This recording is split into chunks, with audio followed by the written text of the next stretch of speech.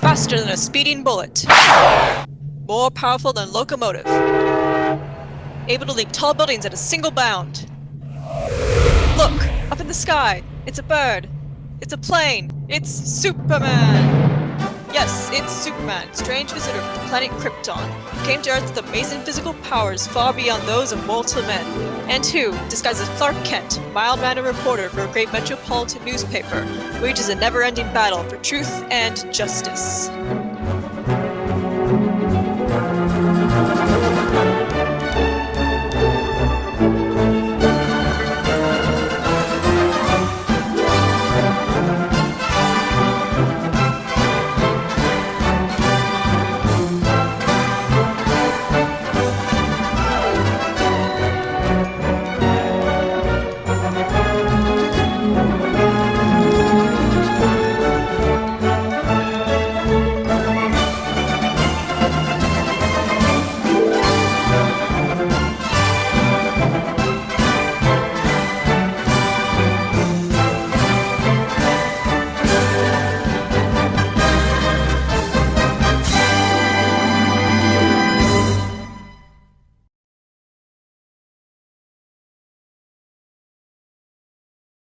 Today, Superman, in his guise of Clark Kent, drops a figurative bombshell into the lap of editor Perry White, Mayor of Metropolis, when he says, I'm sure I know the answer to this Batman mystery now, Chief. You do? Yes.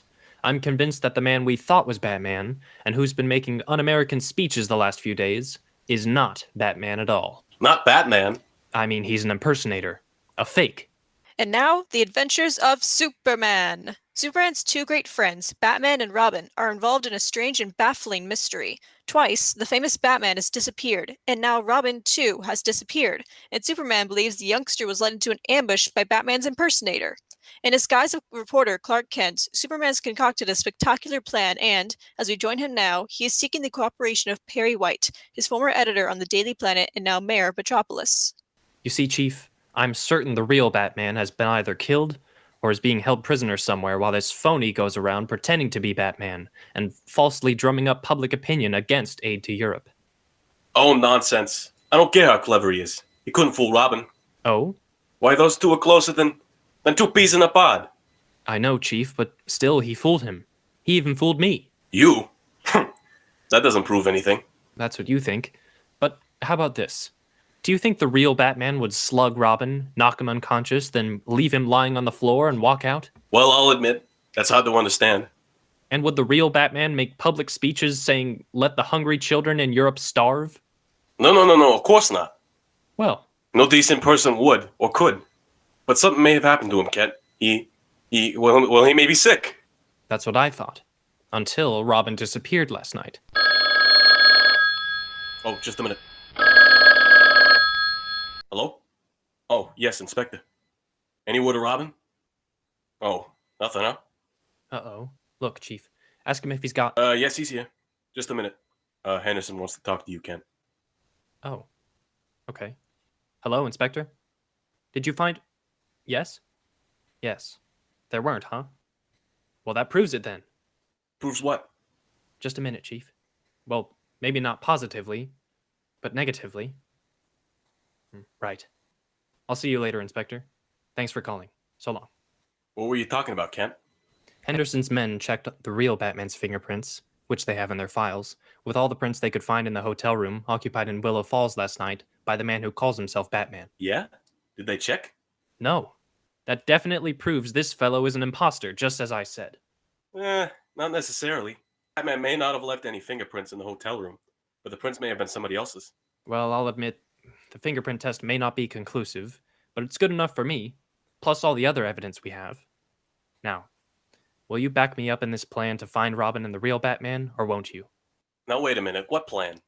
You remember that recording I found in Batman's study? A recording of a conversation between Batman and a man who called himself Jones? Yeah, what about it? Well, I'm convinced that Jones is responsible for Batman's disappearance, and I... Why? Because Jones had a hold on Batman. I can't tell you what it is, except it was a secret Batman didn't want revealed. And I'm sure Jones used his knowledge to make Batman go away with him. Mm-hmm. Well, that could be. Go on. Well, I've heard this Jones's voice somewhere. I can't remember where, but I'm certain he's rather well known, likely under a different name. So? So, I want to have duplicates made of the recording and play it over the Daily Planet radio station, and on other stations all over the country. Then, I want to offer a big prize, say $10,000, to the person who can identify Jones. $10,000? I know that's a lot of money, Chief, but we need a big prize to get everyone listening. And it'll be well worth it if we find Batman and Robin. Well, that's the wildest notion even you ever came up with, Kent. No, Chief, look, But it just might work. it will. Also, it'll be a terrific news story for the planet. So go ahead, hop to it. Now you're talking, Chief. I'll get working on it at once. As Clark Kent hurries to set his plan in motion to identify the mysterious Mr. Jones, the real Batman and Robin, united once more, are prisoners in a stout, square old building far upstate in the midst of lonely farmland, which had once been a prisoner of war barracks in the days of the Revolution. Heavy rusted leg shackles are fastened around the ankles of the dynamic duo and forged stout iron staples in the wall beams, allowing them freedom of movement only for a foot or two in each direction. Oh, gee, Batman, I sure was stupid not to realize that guy who was posing as you was a phony. And how I let him lead me into that ambush at the River Hotel like a little lamb going to slaughter. Oh, don't blame yourself, Robin. That guy and Mr. Jones are very clever. Well, I should have known you wouldn't slug me, though, or make an un-American speeches, or say. What? I'll bet that's what Mr. Kent meant. Kent? Uh-huh. He said something fishy was going on, that either you were sick in the head or there was another explanation that he was going to check. Now I'm sure he guessed the truth. Could be. Kent's pretty smart, but I'm afraid he guessed too late. Well, maybe not. I'll bet he and Inspector Henderson will stay on the phony Batman's trail until he leads them right here to us. He'll never lead them here. Why not? You said the phony's working for Jones, didn't you? So he's pretty sure to show up here sometime. Yes, but he's already showed up here, Robin, and he wasn't tailed. No kidding, when? A couple of hours ago, while you were still under the chloroform they used on you. Oh. And if Kent and Henderson had been on his trail, we'd be out of these chains by now. Yeah, I guess we would. Gosh, Batman, I don't get this. What's behind it? It's simple, Robin. You see, Jones is a rotten fanatic who believes in keeping everything home and letting Europe starve. And he's using the phony Batman to drum up public opinion against our helping anybody anywhere. I know that, but why is he keeping us here? What does he intend to do to us? Well, I think we'll find out as soon as Mr. Jones gets back. He's been away all night. I see. Look, who's that guy who calls himself Batman, do you know? No, except that his real name is Ed. Ed what? I don't know.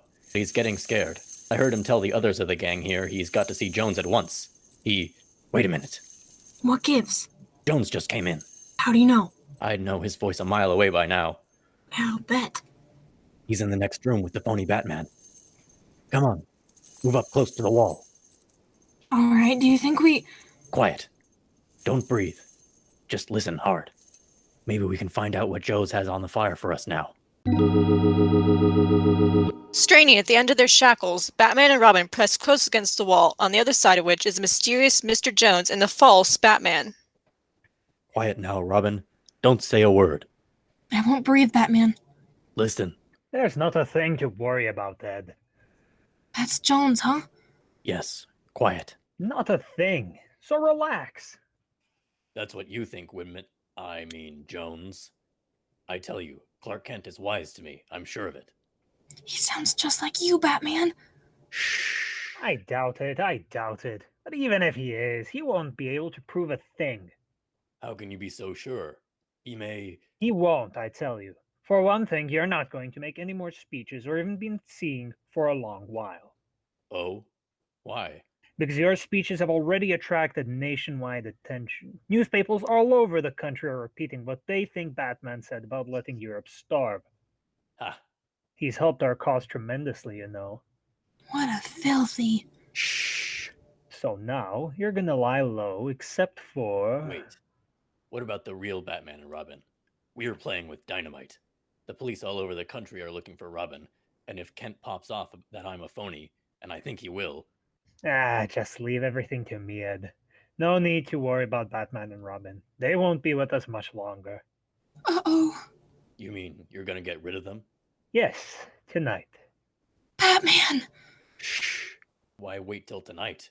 Why not? Now, because there is still something they have to do for us first. Oh, what's that? Batman and Robin are gonna play an ace card for our cause, Ed, and at the same time put us on the easy street for the rest of our lives. What does he mean, Batman? I don't know, Robin, but it sounds bad. And after that, tonight, they will die.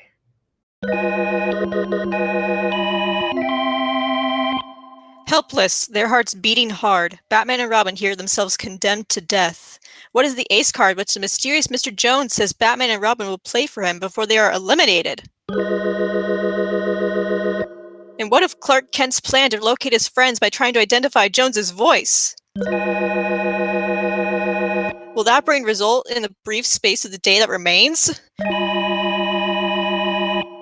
The next episode is tense and exciting, fellows and girls, so be sure to listen. Tune in, same time, same station, for Chapter 7 of Batman's Great Mystery on The Adventures of Superman.